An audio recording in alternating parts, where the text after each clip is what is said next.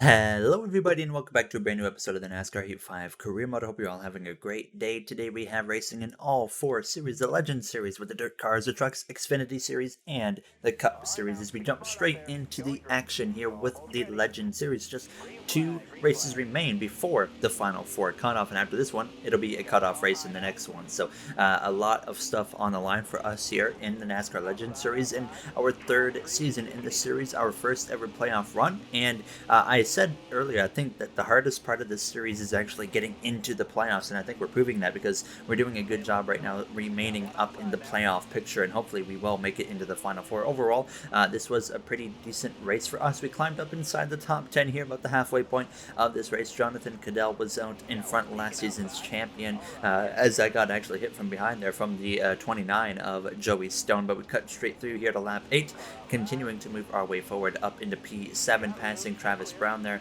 aka Moonhead. Now to the final lap, though, now as we made some contact with Ricky Stenhouse Jr., now a competitor of ours to make it into the Final Four. He gets up into the wall through turns 3 and 4, and we get up into 6th place, coming to the line there. So we got some good points right there that we will go over at the end of the episode so you guys can see what the playoff situation is looking like for all 3 other series that are not the Cup Series, of course, now as we come through into the Truck Series here at Las Vegas Motor Speedway, where we had community member Kyle Guess in the truck for us here now, known as Kai Tai. He's been a long time member of our community, always likes to drop a comment in there, so shout out to Kai Tai. He started about the midfield here and had his work cut out for him here now, as he was on the inside right away, which was a huge advantage, and he would be able to work his way throughout the field quite significantly here. Got up inside the top 10, and then it was battling up towards the top 5 here in the closing moments of this race, coming through to the final lap here. Wasn't quite enough to get up inside the top 5, but it was still a nice competitive run here from Kai Tai now as he came through the tri-oval to cross the line for a top 10 finish here in P7. So overall, like I said, a nice way there to start this episode, at least here, with strong results inside the top 10 in both the Legend Series and the Truck Series so far. But we as well have some Xfinity Series racing at the same track here from Las Vegas Motor Speedway here on the way, with Daniel Suarez behind the wheel now, as Xfinity Series Las Vegas always hasn't really gelled for us, unfortunately, here. So I didn't quite know how Daniel was going to be able to do, but he got aggressive right off the bat, made it 3 wide around the outside there of Jesse Little, made a pass on him. It was alongside now the 22 of Kevin Magnussen here,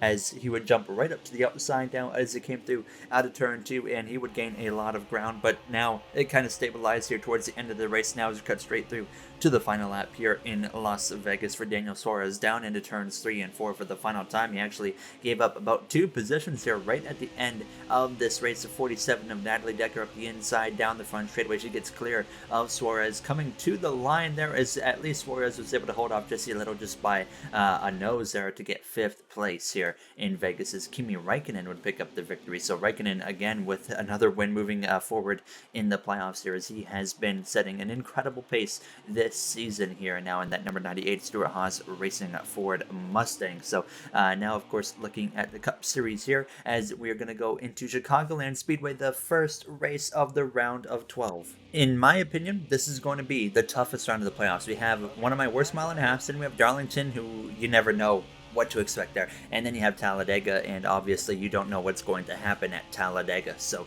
it's definitely going to be a tough round, but I'm hopeful that we can move our way into that round of 8, and it starts with a good qualifying run in the first race of the Camping World 400. Unfortunately, it's down in P17 here for our qualifying effort. So already some work to do. We just barely beat our teammate there of Tyler Reddick actually now, as Christopher Bell is the best Roush LeBron driver up there in P7. Chase Elliott on pole, Tom Gilliland second, Lewis Hamilton third, Christian Eckes rounds out the top 5. Kyle Busch, of course, rounding out the top 10 there. As you see, Bubba Wallace rounds out the top 20, a playoff driver now, as we're ready to take the green flag. About to go green here from Chicagoland Speedway, a track that is no longer present on the current Cup Series schedule, and it really is a shame because Chicagoland has put on some incredible races in the past, way better than some of the current mile and a halves on the current NASCAR schedule, as we're ready to go green for the first race of the round of 12.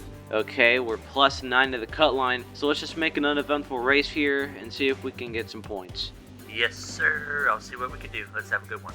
There you hear myself on the radio to the team here as we are getting ready to go green for the Camping World 400 at Chicagoland Speedway. Not only the final time on NASCAR Heat 5 that we'll be racing at Chicago, but probably the final time ever that we race at Chicagoland Speedway on a NASCAR video game here, as obviously it doesn't look promising that we ever see Chicagoland back on the NASCAR Cup Series schedule. So you never know. You can definitely hopefully have something happen there that gets that track back on the schedule as we are underway for the first race of the round of 12. 3 races down in the playoffs, 7 races remain here in our NASCAR Heat 5 career mode, and it all starts here with Chicagoland Speedway. Then we move into Darlington in the next episode, then to Talladega, then we have that round of 8, and those will be the final 3 races before that final 4 race at Homestead, Miami. So we'll be going to Kansas, we'll be going as well to Mid-Ohio, as well as Iowa to decide who makes it into that final 4. That's going to be a very unique round of racing, but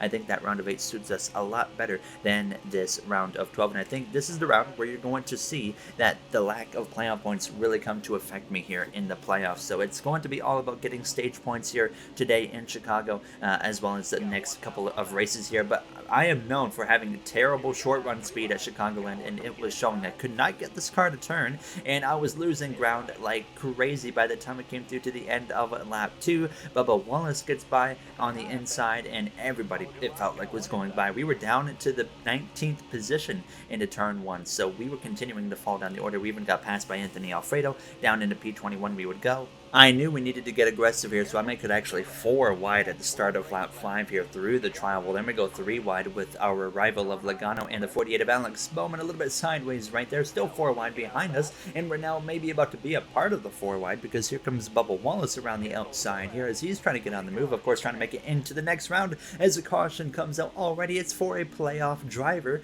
of Eric Jones there, who has clearly blown a tire. Now, very fortunate for Eric Jones, he is not out of this race, so Jones will remain in the race and have an opportunity here to get stage 1 still, which is going to be tough in stage 1 to rebound from the back to the top 10, and then of course you'll have the other 2 stages to try and get even further up the orders. We're back up into P14 by this point, so we're starting to rally our way back forward, and that's the thing with Chicago with how the car is for me, is the short run speed is never there no matter what you do to the car, but after 7, 8, 9, 10 or so laps, the car starts to kick in and you start to move yourself back forward. So it's all about just trying to hold on to the best position you possibly can for those first 6 or 7 laps basically here. So still lots of racing left here in stage 1. We weren't even halfway through this stage at this point here. Is now Bubba Wallace is going to take us 3 wide with Ross Chastain down the back straightaway into turn 3. Lewis Hamilton out in front. Chase Elliott up there in the mix. Now, as you can see how much time I lose just being on the top there. Logano goes through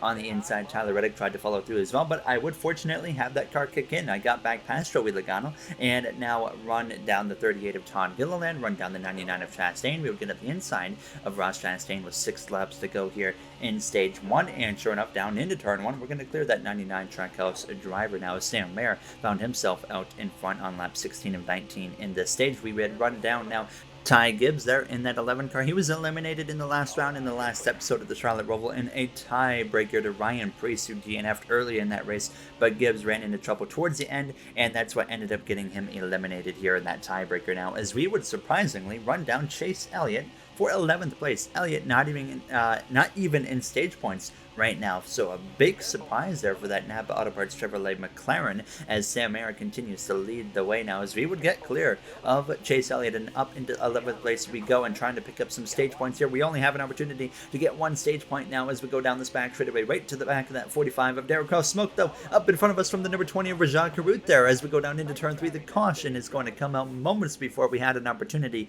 to pass that 11 car for the 10th position, and Carruth gets to hold on to 9th place as that caution came out, and Sam Mayer actually wins his first stage of the season there for the McLaren team now, as we're going to pit for 4 tires as well as 2 cans of fuel here as we end stage 1.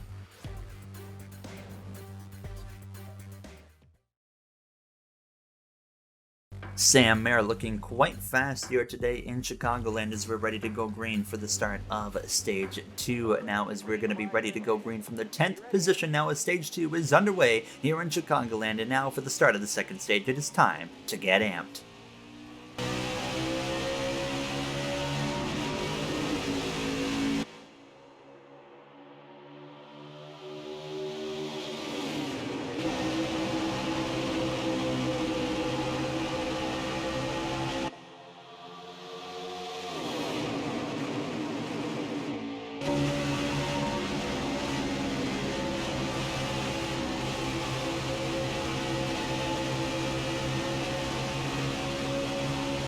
I am really, really tight on the short run. I don't know if you guys can really do much about it. We'll up the pressures a little bit. That should make it better for you.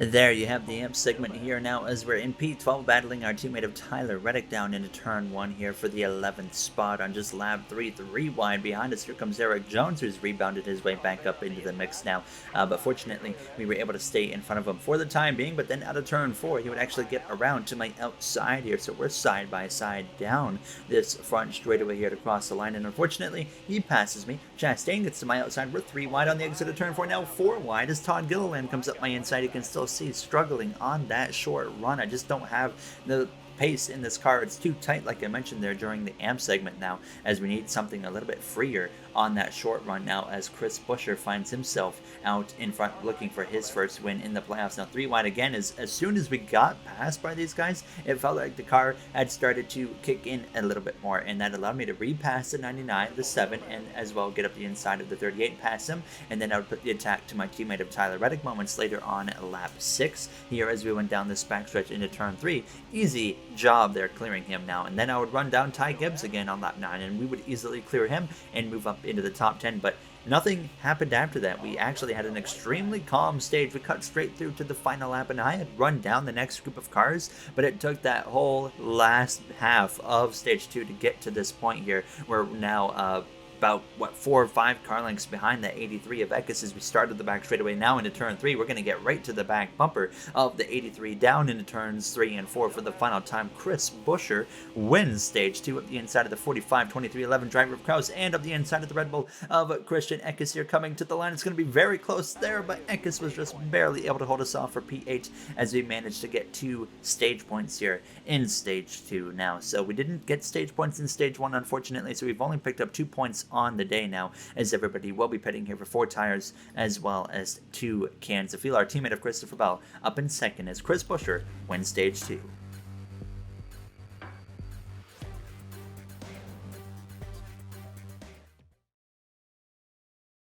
2 stages down, 1 remains here now from Chicagoland Speedway, ready to go green for the start of stage 3 now. As you see up in front of us, Christian Eckes was able to overtake Chase Elliott on the pit lane here, as we're going to be back underway here from Chicagoland Speedway. Just 25 laps remain here from Chicago, so the final 25 ever laps for a NASCAR race at this track are underway, and hopefully we can be somehow in position to go for a race victory here today to just allow ourselves to relieve that pressure of potential elimination here from the round of 12 if things don't go our way now, as we're side by side with that 23 DoorDash Toyota Camry of Bubba Wallace down into turns 3 and 4. There you see our teammate of Christopher Bell all the way up to the outside. He's 3 wide with that 19 of Burton as well as 83 of Eckes. In this first lap, I obviously knew we were just hanging on for dear life here for the first few laps actually.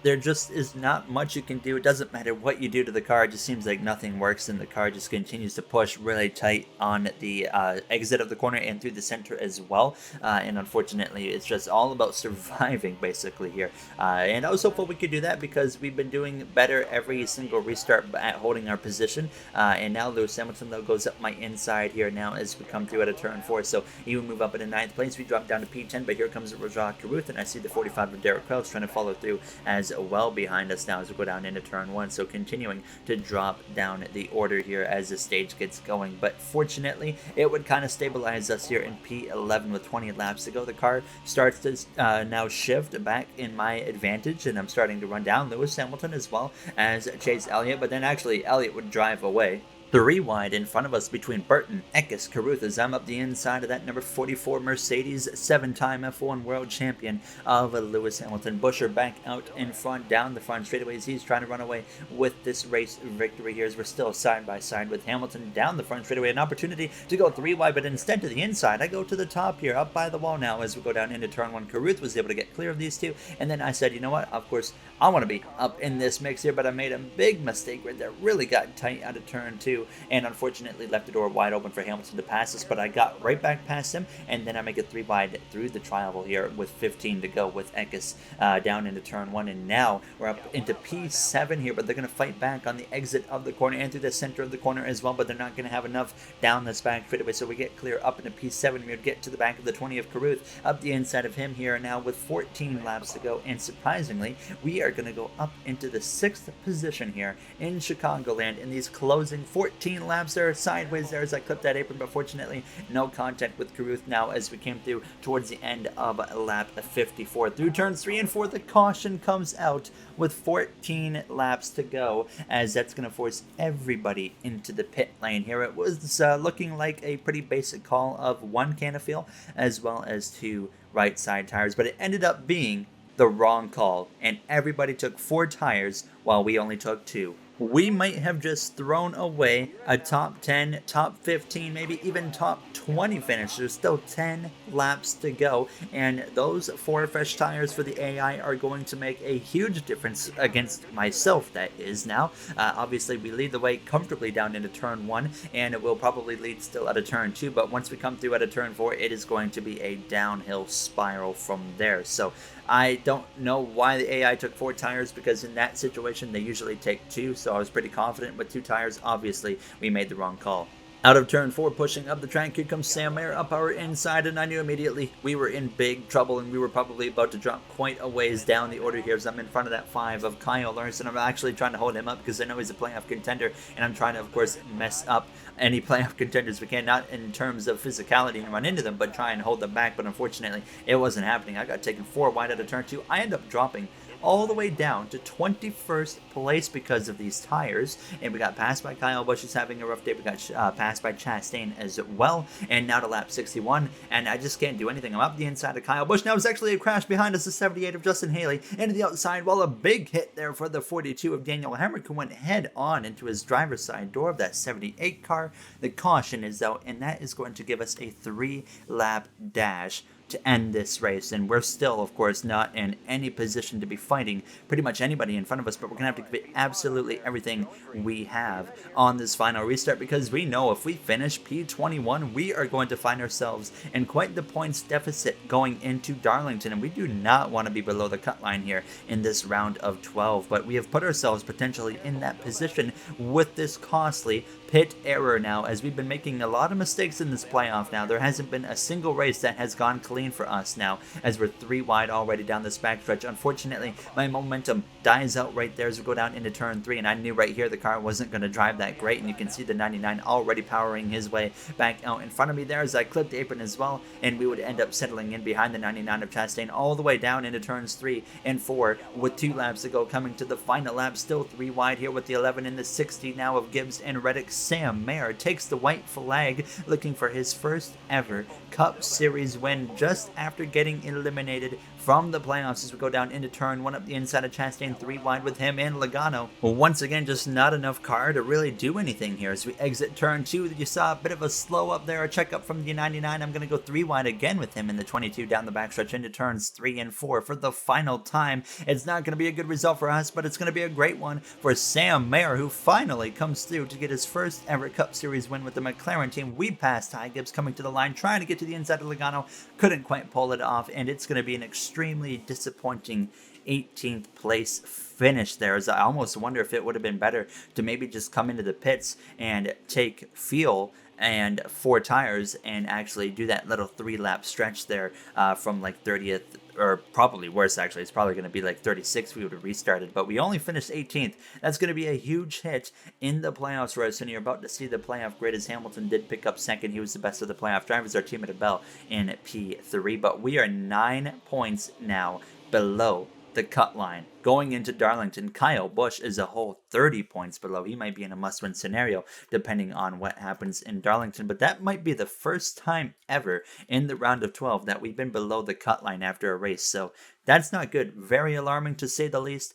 We've got a lot of work to do. In the next episode, we have the round of 4 elimination race for the NASCAR Legends Series, so stay tuned for that. And obviously, it's going to be a tough one in Darlington for the final race there in NASCAR Heat Heat 5 now as the playoffs are in full swing, and we've got a lot of work to do going into the Southern 500 as you see Hamilton, Buescher, Elliott, all pretty comfortable above that line now. As before we end it, just want to say thank you to the members, of course, of MJ, Joseph 9001, Timothy Arline, Hayes Gaming, Brett Durward, Dark Gengar Gaming, AJ Vasseur, Russell Dixon, Kenneth Barnett, Dana 9302, Speed Demon 3401, as well as Alice Emery. I appreciate you guys' support so much as usual, and I'll see you guys in the next one. Have a great day, everybody.